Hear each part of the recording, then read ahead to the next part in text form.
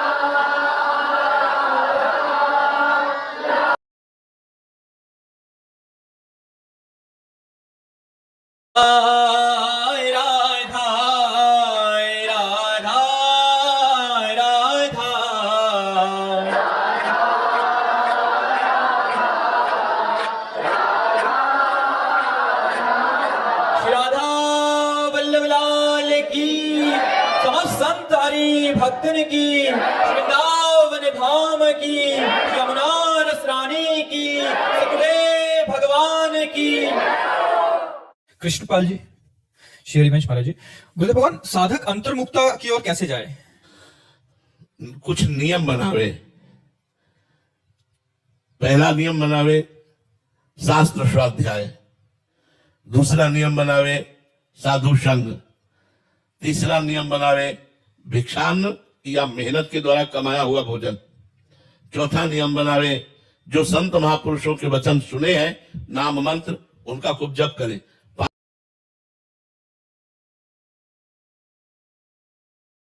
1 घंटा 24 घंटे में तो ऐसा निकाल ही ले। मान लो सोने के समय हम जा रहे हैं तो 8 से 9, 9 से 10, 1 घंटा शांत बैठ करके केवल मंत्र का चिंतन, शांत अंतर्मुख, बाहर कोई खटपट कोई बात न सुनाई दे, ऐसा समय निकाले। रात्रि में निकाले। बहुत से संत ऐसे हैं रात्रि में जगते हैं, दिन में थोड़ा सो लेते हैं। अपनी कुटिया बंद कर लो, 1 घंटे तो एकांत रहो, कम से कम शांत बैठे हुए हैं, कोई चेष्टा नहीं, कोई अन्य चिंतन नहीं, केवल मंत्र का चिंतन कर रहे हैं। यदि हम ऐसा करें तो हमारे अंदर अंतर्मुक्ता बढ़ने लगे। वेदो नित्य विधीयताम, मतलब शास्त्र का नित्य स्वाध्याय करना, संगा सत्सु विधीयताम, मतलब साधु पुरुषों का संग करना, महावाक्यार्थस्य विचार्यताम, अर्थात संत महापुरुषों के वचनों का विचार करना, क्षुध व्याधि चिकित्सताम, अर्थात भोजन को, पवित्र भोजन को पाना, चाहे विरक्त है तो भिक्षान्नादि, गृहस्थ है तो मेहनत की कमाई का, इधर उधर का भोजन न पावे। और एकांते सुखमास्यताम, एकांत में सुखासन में बैठकर, अथा तो ब्रह्म जिज्ञासा, भगवान का ही केवल जानने का चिंतन करना, भगवान का ही नाम चिंतन मंत्र करना। अगर ये 5 बातें हैं तो अंतर्मुक्ता हृदय में आ जाएगी। चंद्रवदनी जी, श्री हरिवंश महाराज जी, महाराज जी, क्या अगर गुरु कृपा से मन को एक समय में एक चिंतन, जैसे कभी नाम जप, कभी मंत्र, कभी गुरुदेव, कभी धाम, कभी भक्त चरित्र में सहजता और आनंद की अनुभूति हो, तो ऐसी स्थिति में चिंतन साथ साथ नाम भी साथ साथ में चलाना ही चाहिए? मतलब अगर सेवा हो रही है या गुरु चिंतन हो रहा है, या उसमें भी नाम चलना चाहिए? कुछ कार्य हैं जिनमें नाम चल सकता है, वो कार्य नहीं चल सकता। जैसे हम वाणी पाठ कर रहे हैं तो नाम थोड़ी चल सकता है, वाणी पाठ में नाम नहीं चल सकता है। अब हम सत्संग सुन रहे हैं, हमारा मन भाग रहा है तो बीच बीच में नाम जप कर सकते हैं। हम और कार्य कर रहे हैं, सेवा कार्य कर रहे हैं, बीच बीच में नाम जप कर सकते हैं। लेकिन जब हम ध्यान कर रहे हैं, जब हम सेवा मानसिक कर रहे हैं, तो नाम जप नहीं चलेगा, उस समय फिर सेवा में ही रति होगी। कुछ कार्य ऐसे हैं जिनमें हम नाम जप कर सकते हैं। देखो, भजन का तात्पर्य होता है केवल नाम जप ही नहीं,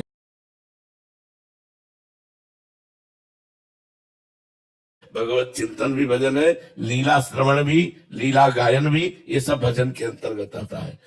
हमारी चित्त वृत्ति प्रियालाल से जुड़ी रहे, इसी का नाम भजन है। वो गाकर, नाचकर, रोकर, जपकर, जैसे भी लगे, हमारा चित्त प्रियालाल में जुड़ा रहे। सुभादा त्रिपाठी जी, श्री हरिवंश महाराज जी, गुरुदेव आपके चरणों में कोटि कोटि प्रणाम। महाराज जी, जैसे आप हमेशा सत्संग में कहते हैं कि प्रिया प्रीतम सरकार से कि आप राजी रहो, इसका अभिप्राय और हम जैसे नवीन साधक ऐसा भाव कैसे धारण करें कि हर विधान राजी?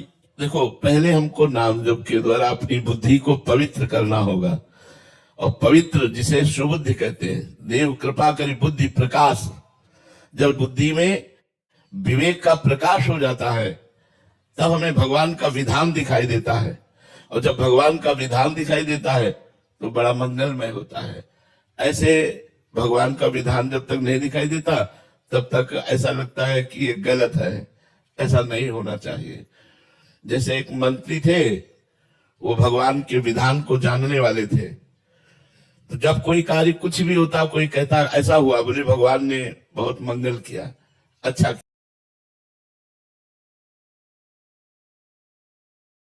थे तो उनका अंगूठा कट गया। वो राजा ने कहा मंत्री से कि मेरा अंगूठा कट गया, तो उनका बहुत अच्छा हुआ, भगवान ने बहुत अच्छा किया। उनको बड़ा गुस्सा आया कि मेरा तो अंगूठा कटा और ये कह रहा बहुत अच्छा हुआ, इसलिए आदेश कर दिया इनको कारागार में डाल दो। बोले ये भी भगवान ने बहुत अच्छा किया। भगवान जो करते हैं वो अच्छा करते हैं, ये बात उनकी समझ में आ गई थी। कुछ दिन बाद राजा का अंगूठा ठीक हुआ और पुनः शिकार खेलने के लिए गए, तो एक राजा ने नर बलि देने का देवी को वचन दिया था कि अगर पुत्र हो जाएगा तो नर बलि देंगे। तो नर बलि के लिए खोज हो रही थी, तो राजा को बंदी बना लिया गया कि राजा से बढ़िया नर बलि क्या होगी। अब राजा को जब वहां ले जाया गया, स्नान आदि कराया गया, तो नर बलि दी जाती संपूर्ण अंग वालों की, और उसके अंगूठा कटा था। बोले नर बलि के लायक तो नहीं, इनको छोड़ दो। जब छोड़ दिया तो उनको याद आई मंत्री की बात कि भगवान ने जो किया वो बहुत अच्छा किया, ऐसा मंत्री ने कहा। तो वास्तविक अगर आज अंगूठा ना कटा होता तो हमारा गला कट जाता। गए राज्यसभा में और मंत्री को बुलाया और कहा कि तुम्हारी ये बात तो मुझे बहुत अच्छी लगी, अब पहले तो नहीं लगी थी, कि भगवान ने जो किया अच्छा किया। मेरा अंगूठा कटा था, अगर अंगूठा ना कटा होता तो आज गला कट जाता, लेकिन तुम जेल में सड़ रहे हो, ये भगवान ने क्या अच्छा किया। मंत्री पद में और जेल में कितना बड़ा अंतर है। तो उनका महाराज सैनिक भले पीछे रह जाते लेकिन मैं आपके पीछे जरूर होता, क्योंकि मैं आपका राजमंत्री हूं, और आप बंदी बनाए गए थे तो मैं भी बंदी बनाया जाता। आप तो अंगूठा कटने में बच जाते, लेकिन मेरा गला जरूर कट दिया, इसलिए मुझे जेल में भगवान ने रखा।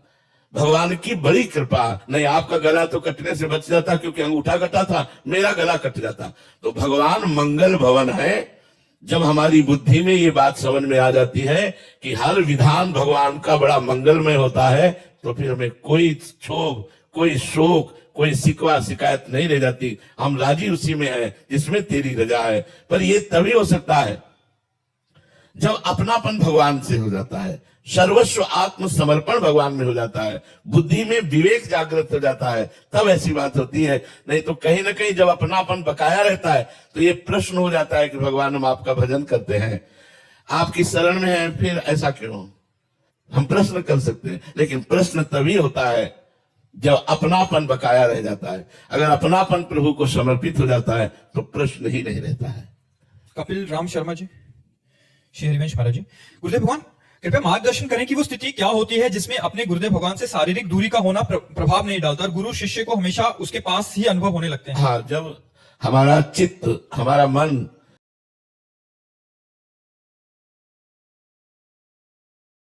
गुरुदेव ने जो आज्ञा करी उसका जब हम पालन करते हैं, हर समय नाम वाणी सेवा गुरुदेव के चिंतन में बने रहते हैं, जहां चिंतन होता है वहीं उपस्थिति मानी जाती है। जैसे आप वृंदावन में चिंतन आप बंबई का कर रहे हैं तो आपकी उपस्थिति बंबई में मानी जाएगी, वृंदावन में नहीं। तो आप बंबई में रह रहे हैं, चिंतन वृंदावन का कर रहे हैं, तो आपकी उपस्थिति वृंदावन में मानी जाएगी, बंबई में नहीं। हमारी चित्त की स्थिति गुरुदेव के चरणों में रहे, ये तब रह सकती है जब हम उनकी आज्ञा का पालन करते हैं। वो जो आज्ञा करते हैं उसकी उनकी आज्ञा में रहते हैं। ना हमारा तन, ना हमारा मन, ना हमारे प्राण, ये सब गुरुदेव को समर्पित है, और रात दिन गुरुदेव की आज्ञा के अनुसार चिंतन हो रहा है। तो हजारों कोष दूर होने पर भी शिष्य ये अनुभव करेगा कि हम गुरुदेव के नजदीक हैं। और जो गुरुदेव के नजदीक है और उनकी आज्ञा का पालन नहीं करते तो वो लाभ नहीं ले पाएंगे जो नजदीक से लाभ लिया जाता है। लाभ आज्ञा पालन में ही होता है। अजीत जी वृंदावन से, श्री हरिवंश महाराज जी, गुरुदेव ऐसा क्या करें कि अपने इष्ट गुरु का स्मरण केवल साधना न रह जाए, जीवन का स्वाभाविक हिस्सा हो जाए। इसके लिए पहले भोजन सुधार करो, अल्पाहार, शत्रुगुण भोजन, वाणी का सुधार करो, सत्य, मृदु, भगवान नाम जप, भगवान नाम कीर्तन, कान का सुधार करो, भगवत चर्चा सुनना, इसके अलावा अन्य बातें, निंदा, दोष बातें, प्रपंच की बातें, भोग की बातें न सुनना, रसेंद्री का सुधार करो, भगवान को अर्पित किए हुए बिना कुछ भी मत पाओ, रात दिन नाम जपने की चेष्टा करो, उचित ब्रह्मचर्य का धारण करो। अगर गृहस्थ धर्म में है तो उचित ब्रह्मचर्य को धारण करे, विरक्त धर्म में है तो संपूर्ण ब्रह्मचर्य को धारण करे। तो ब्रह्मचर्य, सत्य, पवित्र भोजन और पवित्र वार्ता और पवित्र श्रवण, इसी से हमारा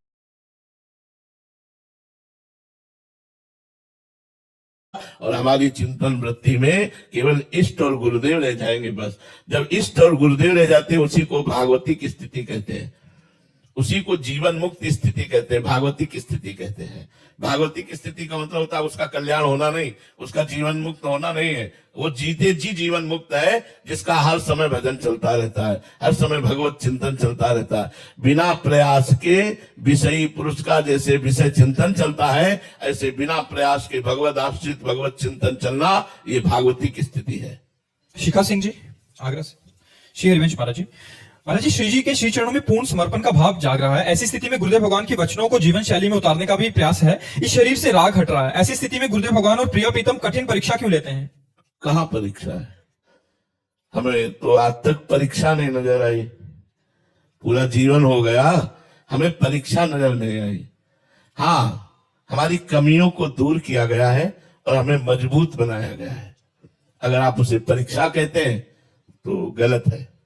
हमारी कमियों को हमें दिखाया गया और उन कमियों को दूर किया गया, और उन कमियों को दूर करके फिर दिखाया गया कि जिन कमियों में हम गिरते थे, वही कमी की लालसा, जैसे हमें अमुक चीज प्रिय है, ये हमारी कमी है। प्रभु से अलग कोई वस्तु प्रिय है, अब प्रभु उसको हटाएंगे, फिर वो वस्तु देंगे, अब वो वस्तु प्रिय नहीं लगती। ये उनकी कृपा हुई। भगवान परीक्षा लेते हैं, ऐसा मुझे तो आज तक समझ में नहीं आया। अपने बच्चे की परीक्षा क्या लेंगे, जब वही दे रहे हैं, स्थिति दे रहे हैं, वही भजन दे रहे हैं, वही भाव दे रहे हैं, परीक्षा क्या? अच्छा, परीक्षा आप उसे मान सकते हैं, शरीर को भगवान को दिया, अब वो अपनी दी हुई वस्तु से खेल रहे हैं, तो आप कहोगे भगवान परीक्षा कर रहे हैं। अरे उनकी वस्तु है शरीर, मन उनकी वस्तु है, प्राण उनकी वस्तु है, मेरा सब कुछ उनका है, तो परीक्षा क्या? वो अपनी वस्तु से खेल रहे हैं। जब आप अपनी वस्तु मानेंगे तब परीक्षा लगेगी कि भगवान परीक्षा ले रहे हैं। वैसे तो मुझे लगता है कि भगवान परीक्षा नहीं लेते। आपको कैसा लग रहा है कि परीक्षा लग रहा है? आपको क्या लगा जिससे परीक्षा लग रही है? हमारे जीवन में जो प्रतिकूलताएं आती हैं तो उसको परीक्षा मान लेते हैं, ऐसा भाव रहता है हमारे। क्यों? आपका जीवन कहाँ रहा जब आप भगवान को समर्पित रहे? प्रतिकूलता में भी आनंद का अनुभव होता है, प्रतिकूलता भी भगवान का कृपा प्रसाद समझ में आती है। प्रतिकूलता में ऐसा अनुभव होता है कि अगर ऐसा ना होता तो बुरा हो जाता। भगवान ने बड़ी कृपा की कि हमें प्रतिकूलता दी, अगर वो ये ना करवाते तो मैं आज इस स्थिति में ना होता। ये पक्की बात समझ लो। तो हम भगवान की कृपा ना जब देख करके अपने स्वार्थ की बात देखते हैं, समर्पण की हमारे में कमी होती है, तो लगता है भगवान परीक्षा ले रहे हैं। भगवान परीक्षा नहीं ले रहे, भगवान तो हमें पुष्ट कर रहे हैं। मंगल भवन है, ज्ञान समुद्र है, वो हमारी क्यों परीक्षा लेंगे? हम उनके बच्चे हैं, हमारी परीक्षा क्यों लेंगे? वो परीक्षा नहीं लेते, वे हमें पुष्ट करते हैं, वे हमारी स्थिति बढ़ाते हैं। जो असत है, जो नाशवान है, उससे हटाकर सत्य में लगाते हैं। ये उनकी अपार कृपा है, अहेतुकी कृपा है, ना कि परीक्षा है। मुझे जैसा लगा, आप लोगों को परीक्षा लगता हो तो मुझे बताओ, क्या परीक्षा भगवान ले सकते हैं? क्या ले सकते हैं? ये तन उनका, मन उनका, प्राण उनका, तो परीक्षा क्या ले सकते? इसी बात को आप परीक्षा मान सकते हो कि हमने कहा तन आपका है और हम अपना माने हुए हैं, तो जब वो तन पर प्रतिकूलता दी तब हमें बुरा लगा, तो हम कहते भगवान मानो परीक्षा ले रहे हैं क्या? पग पग पर विपत्ति दे रहे हैं, समस्या दे रहे हैं, परीक्षा ले रहे हैं क्या? जब हमने अपना माना तब परीक्षा लगी, जब हमने प्रभु का ही माना तो कृपा लगी, परीक्षा नहीं लगी। शनि केशरी जी वाराणसी से। श्री हरिवंश महाराज जी, क्या पूर्ण शरणागति मंत्र मिलने पर ही होती है या दीक्षा से पहले भी हो सकती है?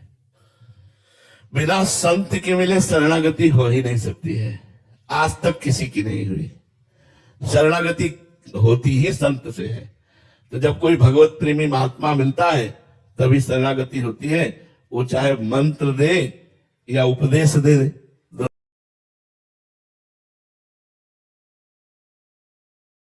उपदेश कर दिया, आज्ञा कर दिया, उसी से शरणागति की प्राप्ति हो गई।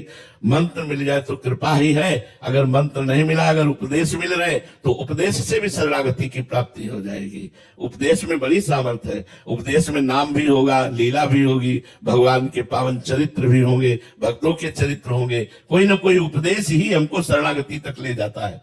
देखो, हनुमान जी की सानिध्य, दर्शन, संभाषण प्राप्त होते ही विभीषण की शरणागति पुष्ट हो गई। अगर हनुमान जी न मिलते तो राम जी न मिलते। जब हनुमान जी मिले तो बोले अब मोहि भा भरोस हनुमंता, बिनु हरि कृपा मिले नहीं संता। और इसी के बाद तो विभीषण जी जाकर भगवान की शरण में होते। तो हनुमान जी की कृपा से विभीषण जी की शरणागति हुई। ऐसे ही संत कृपा से जीव की शरणागति होती है। बिना संत कृपा के जीव की शरणागति हो ही नहीं सकती है। संदीप कुमार जी रांची से, श्री हरिवंश महाराज जी। महाराज जी, शरणागति के उपरांत अन्य देवी देवताओं की पूजा करें या ना करें? जब तक अपने इष्ट में अनन्यता नहीं आती तब तक तो होती सबकी। ये तब तक चलता है जब तक पूर्ण शरणागति नहीं होती। और जब शुद्ध शरणागति हो जाती है तो हमारे यहाँ हरिवंश महाप्रभु जैसे कहते हैं, रसना कटो जो अन रटो, निरख अन फुटो नयन, श्रवण फुटो जो अन सुनो, श्री राधा जस बैन। अपने इष्ट के अनन्य रहते। जैसे गोस्वामी तुलसीदास जी कह रहे, बने तो रघुवर ते बने, बिगड़े तो भरपूर, तुलसी और ते बने, ता बनिबे पे धूल। हमें किसी अन्य देवी देवता, अन्य व्यक्ति वस्तु की उपासना, अपनी किशोरी जू, अपनी लाडली जू, अपने प्रिया प्रीतम में अनन्यता। लेकिन जब तक ऐसा नहीं आता तब तक ऐसा होता रहता। जैसे हमने भी शुरुआत की थी तो 10वीं चालीसा पढ़ते थे हम भी। 10 शिव चालीसा, हनुमान चालीसा, ये चालीसा, वो चालीसा, ये स्तोत्र, वो स्तोत्र, राधा कृपा कटाक्ष, राधा शास्त्र नाम, गोपाल शास्त्र नाम, विष्णु शास्त्र नाम, गजेंद्र मोक्ष, ये सब पाठ करते थे। अब पाठ करते करते करते जब किशोरी जी की शरणागति मिली तो सब छूट गया। अब एक ही बात रह गई, राधा राधा राधा राधा। जी अमित कुमार जी, श्री हरिवंश महाराज जी। गुरुदेव भगवान, आपने बताया था कि अपने अनुभव किसी को बताने नहीं चाहिए, पर साधक अगर गलती हो जाती है ऐसा अनुभव बताकर और उसके अनुभव बंद हो जाते हैं, तो ऐसी स्थिति में अब फिर से ऐसा ही अनुभव हो तो क्या करें? हाँ, जलन हो, हृदय में जलन होनी चाहिए कि मैंने क्यों बता दिया, अब आगे से नहीं बताएंगे। चूंकि ऐसा होता है, अभी हमारा अहंकार तो मिटा नहीं, तो अहंकार को सुख होता है जब हम अपना अनुभव बताते हैं।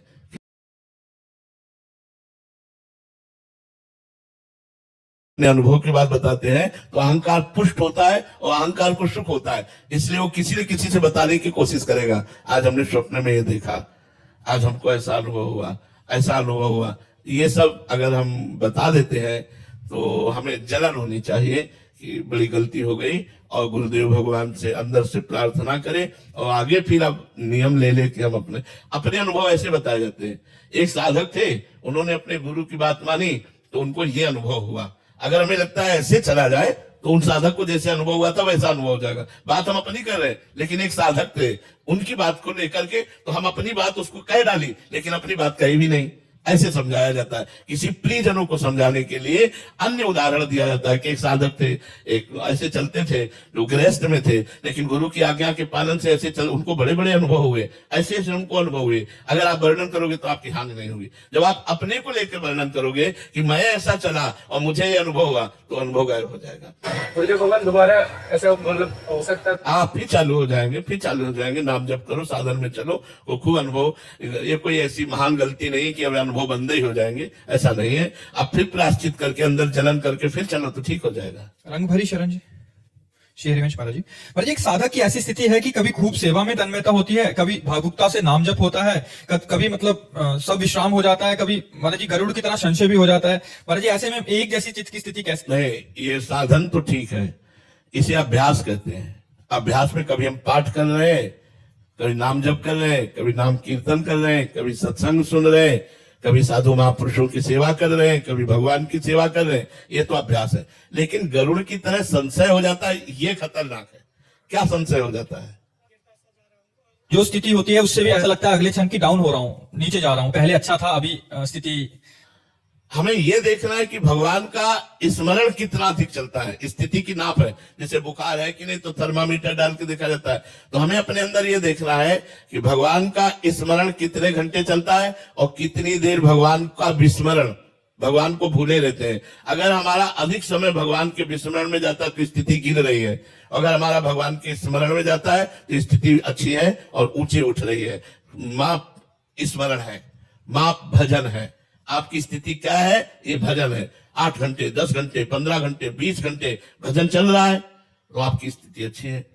अगर आपका भजन गिर रहा है तो आपकी स्थिति गिर रही है। अपने सोचने से नहीं, भजन से देखना है, भजन को देखना है। भजन ही स्थिति है।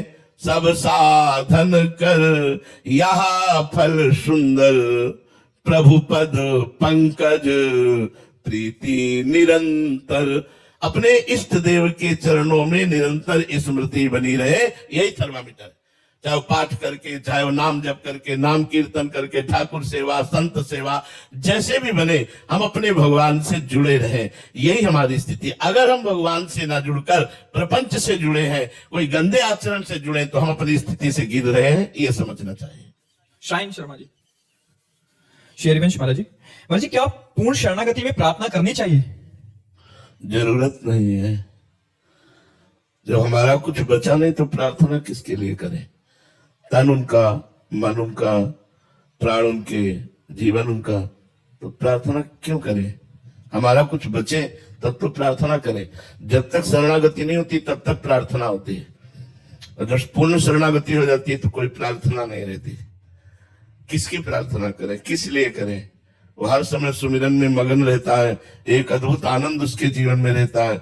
उसका जीवन कोई क्वेश्चन, कोई प्रॉब्लम, कोई प्रार्थना, ये सब उसके जीवन में नहीं। एक आनंद ही आनंद। बस एक सूत्र उसके दिमाग में चलता है, जोई जोई प्यारो करे सोई मोहि भावे। तो अब इसमें प्रार्थना क्या? जो प्यारे कर रहे हैं अच्छा लग रहा। प्रार्थना तो अपनी अच्छाई के लिए, अपनी मांग पूर्ति के लिए होती है। तो जब अपना कुछ बचा नहीं तो प्रार्थना क्या?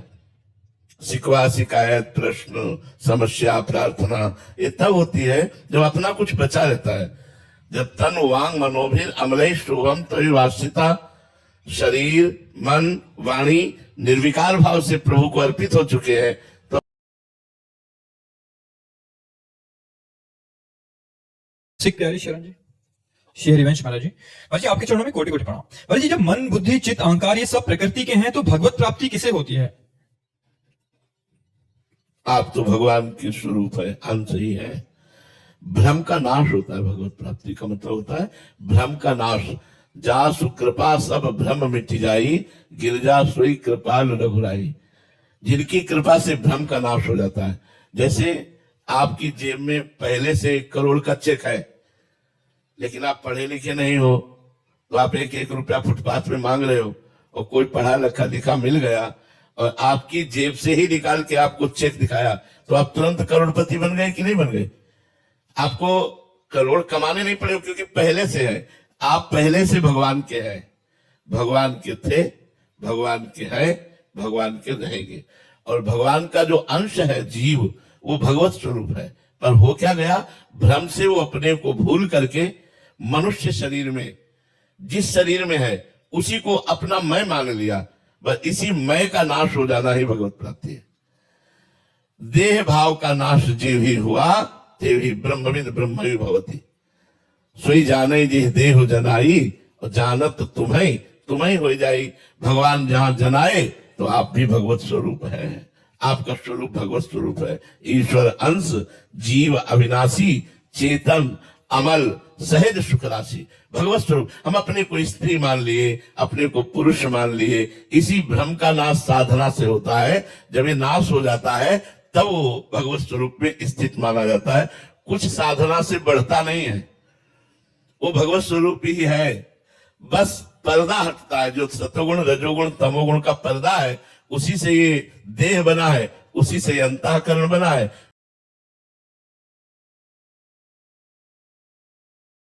अपने से बोध हुआ, वो ब्रह्म स्वरूप हो गया। यही भगवत प्राप्ति है।